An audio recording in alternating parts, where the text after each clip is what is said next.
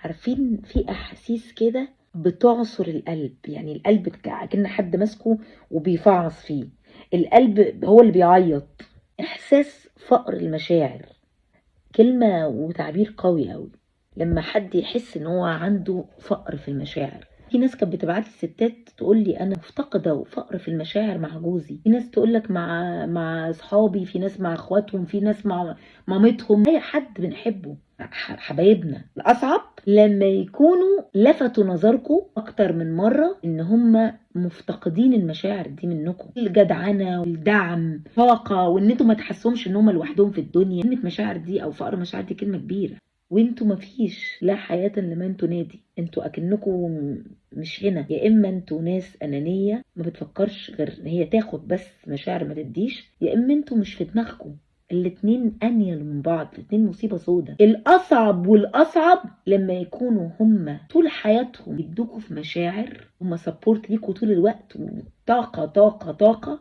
هم اللي محتاجين ده، هم عندهم فقر في ده، وبالعكس هم بيدوا. يقول لك اللي هو المقولة تقول لك فقد الشيء لا يعطيه. غلط، بالعكس، عندهم نقص في ده، في المشاعر، محتاجين مشاعر بشكل مش طبيعي، بس هم بيدوكوا مستمرين وانتوا بتتفرجوا.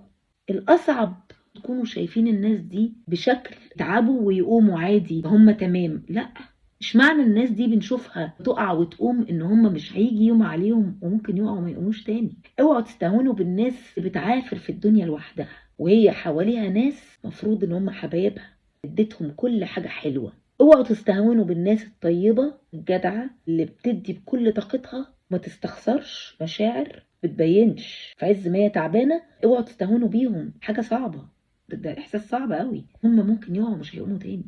انتوا ملهيين زي ما قلت لكم، فاكرين الناس دي عادي. لا، مش عادي خالص. مش معنى الشخص ده انه بيقع ويقوم وقوي باين انه قوي، بالعكس هو هش. هو بيدي بيدي بيدي بيدي، لكن هيقع مرة مش هيقوم. فرفقا بالناس اللي بتعافر في الدنيا لوحدها، رفقا بالناس اللي قالت لكم انا وحيد، انا وحيدة من غيركم، انا محتاجة لكم وانتوا برضو مفيش. بجد بجد هتندموا ندم عمركم.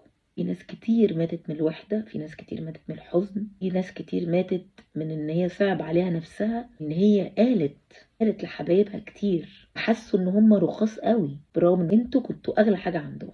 فرفقا بيهم عشان هتندموا كتير. هتندموا، والناس دي قليلين قليلين في الدنيا. الله يكون في عون كل واحد بيعافر في الدنيا لوحده. في ناس حواليه لكن هم مش موجودين.